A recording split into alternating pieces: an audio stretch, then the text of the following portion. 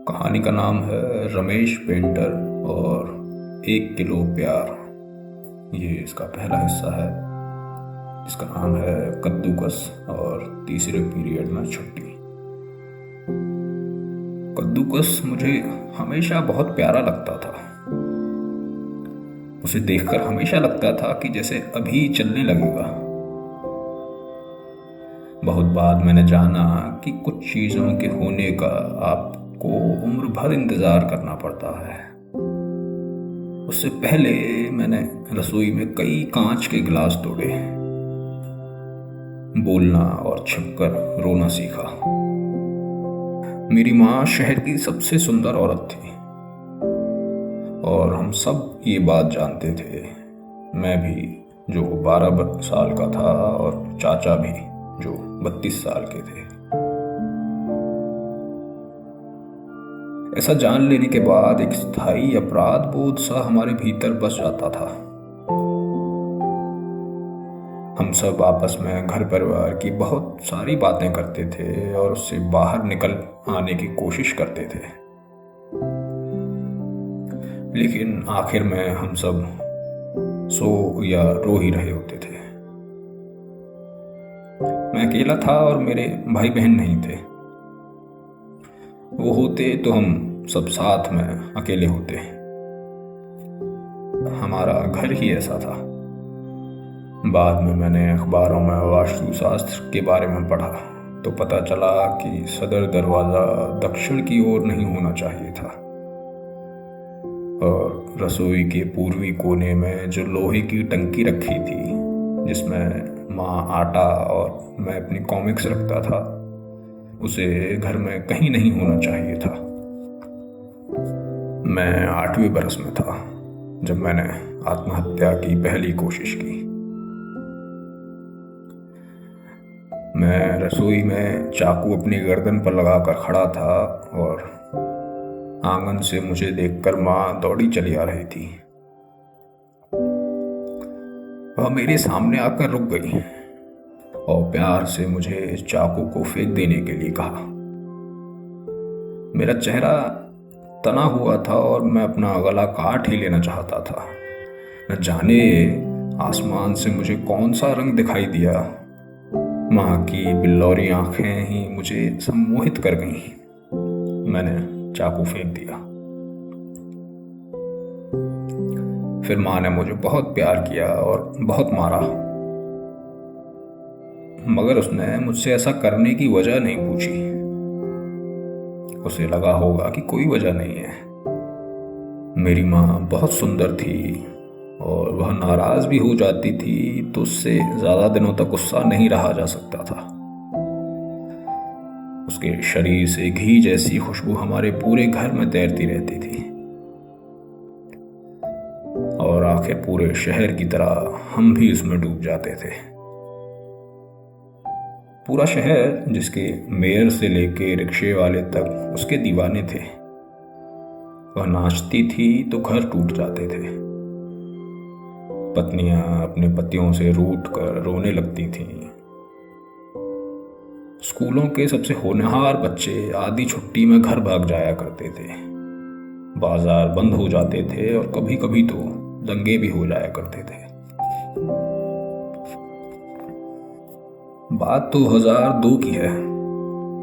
Farida auditorium में माँ का डांस शो था जिसमें 3000 लोग बैठ सकते थे और एक हफ्ते पहले ही टिकटें ब्लैक में बिकने लगी थी। इसी का फायदा उठाकर महेश प्रजापति और निर्मल शर्मा नाम के 2 आदमियों ने ब्लैक में फर्जी टिकट बेचना चालू कर दिया। वे 50 रुपए वाली एक टिकट के 200 रुपए में बेच रहे थे और इस तरह उन्होंने 500 नकली टिकटें बेच डाली। शो रात के 10 बजे था। 8 बजते ही सब लोग ऑडिटोरियम के बाहर जुटने लगे। 9 बजे से एंट्री शुरू हुई। 9:30 बजते बजते 3000 लोग ऑडिटोरियम के अंदर थे और 500 नाराज लोग, उनमें बूढ़े भी थे, औरतें भी थीं और बच्चे भी थे। उन्हें आयोजकों ने अंदर घुसने नहीं दिया। जबकि वे दावा करते रहे कि उन्होंने 200 रुपये देकर टिकटें खरीदी हैं। यह उनमें से अधिकांश की एक दिन की आमदनी थी, और मिस माधुरी का शो नहीं होता तो वो इससे 4 दिन का खर्चा चला सकते थे। वे परिवार वाले लोग थे जिन्हें अब अपने बच्चों और पत्नियों के आगे बेइज्जत होना पड़ रहा था। उन्हें ना ही महेश प्रजापति दिखाई दे रहा था और ना ही निर्मल शर्मा। सिपाही अब उन्हें धक्का देकर परिसर से बाहर निकालने लगे थे। वो कह रहे थे कि उनकी बात सुनी जाए। उनकी बात नहीं सुनी गई। तभी भीड़ में से 11-12 साल के लड़के ने यूं ही चिल्लाकर कहा कि निर्मल शर्मा और महेश प्रजापति को स्टेशन पर जाते हुए देखा है। वो 12 खंबा एक्सप्रेस से दिल्ली भाग जाने वाले हैं। 5-7 मिनट में ही 500 लोग यह बात जान गए और तेजी से स्टेशन की ओर बढ़ गए,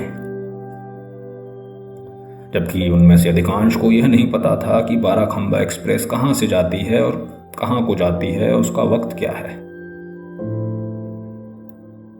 वे सब 10 बजे तक स्टेशन पहुंचे। वहां उन्हें पता लगा कि 12 खंबा एक्सप्रेस के आने का सही वक्त 4:30 बजे है, मगर वह सुबह 7 बजे तक आएगी। वह अंधेरी रात थी और स्टेशन मास्टर ने अपने जीवन में पहली बार इतने लोग एक साथ देखे थे। उसे लगा कि ये सब लोग कहीं जाना चाहते हैं और वह खुशी से टिकट खिड़की खोलकर बैठ गया। यह जानकर कि ट्रेन सुबह आएगी, भीड़ आधे घंटे में वापस लौट गई। जाने से पहले उन्होंने सुबह 7 बजे से पहले स्टेशन आने का संकल्प लिया और 8-10 लोग रात भर वहीं निगरानी के लिए छोड़ दिए। यह बहुत बड़ी बात नहीं थी कि 200 रुपये पानी में चले गए थे, मगर तारीख ही ऐसी थी कि बात बड़ी होती जा रही थी। बाद में जब मैंने पागलों की तरह वास्तुशास्त्र पढ़ा तो जाना कि फरीदा ऑडिटोरियम और स्टेशन दोनों के दरवाजे उनसे ठीक विपरीत दिशाओं में थे जिनमें उन्हें होना चाहिए था। साथ ही माँ ने उस दिन लाल रंग का स्वेटर पहना था और जब वो शो में आई थी तो उसने बायां पैर स्टेज पर रखा था। लाल रंग खून का रंग था और हम सब ये बात भूल गए थे। वहाँ जो लोग रुके, संयोगवश आरिफ, इनकलाब, आलम, नासिर, जब्बा, सुहेल, सरफराज के पिता नवाब अली, शौकत और उसका 4 साल का बेटा थे। उन्होंने चने खरीद कर खाए और रात में 2-2 बार चाय पी। सुबह 7:45 बजे ट्रेन आई तो नासिर और शौकत को छोड़कर सब बैठे बैठे सो गए थे। रात वाले 10-20 लोग और आ जुटे। कुछ बच्चे भी अपने पिताओं के साथ तमाशा देखने आए थे। ज्यादातर लोग मिस माधुरी का शो भूल चुके थे और बस निर्मल शर्मा और महेश प्रजापति को मार पीट कर घर लौट जाना चाहते थे। शौकत को उसी दिन अपनी ससुराल से अपनी बीवी को लाना था और वह जल्दी पीछा छुड़ाकर घर लौट जाना चाहता था। जब वह पानी पीने के लिए प्याऊ की ओर गया तो जब्बार की बहन सबीना उसे देखकर मुस्कुराई। वह किसी दूसरी ट्रेन से बनारस जा रही थी और सुबह से स्टेशन पर ही खड़ी थी। जवाब में शौकत भी मुस्कुराया। फिर वह बिना कुछ बोले प्याऊ की टोंटी से मुंह लगाकर पानी पीने लगा। तभी मोहिनीश अग्रवाल नाम के एक लड़के ने, जो ट्रेन से उतरकर चाय पी रहा था, जिसने नारंगी साफा बांध रखा था, समझा कि सबीना उसे देखकर मुस्कुराई है। वह सबीना के पास आकर खड़ा हो गया और बोलने लगा कि नंबर दे दो, आई लव यू। सबीना घबरा गई और उसने जब्बार को पुकारा। उसने शौकत से शुरू किया, लेकिन घबराहट के बावजूद वह इतने होश में थी कि अपने भाई को ही पुकारे। 20-25 लोग, जिन्हें एक स्कूली लड़की ने रात को अपने मन से बनाकर यह कह दिया था कि निर्मल शर्मा और महेश प्रजापति बाराखंबा एक्सप्रेस से जाएंगे, पागलों की तरह स्टेशन और ट्रेन के डब्बे छान रहे थे।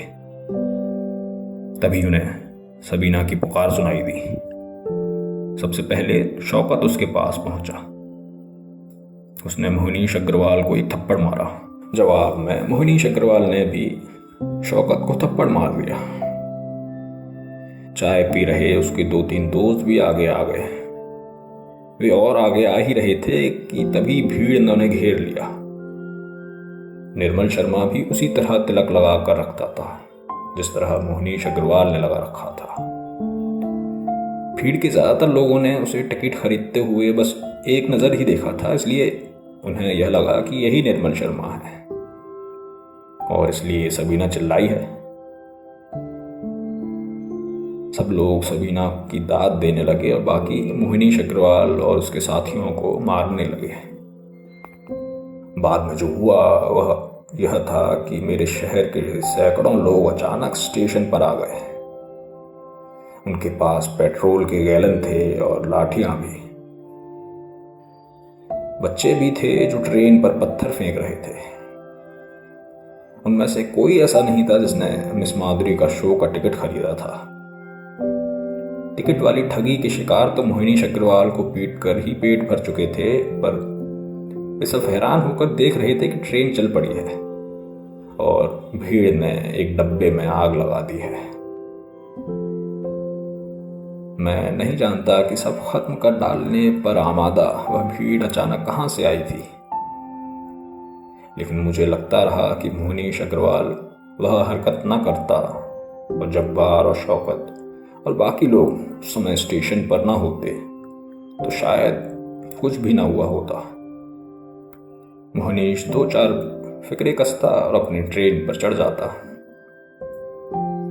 सबीना कुछ देर परेशान रहती और भूल जाती। जब्बार उस समय किसी साइकिल का पंचर लगा रहा होता और दोपहर में अपने घर जाकर खाना खाकर आधा घंटा सोता। लेकिन यह सब नहीं हुआ। आगे बहुत सी हत्याएं, पुलिसिया प्रताड़नाएं थीं, खून के कई हफ्ते और अमावस की नफरत। मेरी माँ मिस माधुरी उस दिन देर तक सोती रही। तीसरे पीरियड में मेरी छुट्टी हो गई थी और चाचा मुझे लेने आए थे।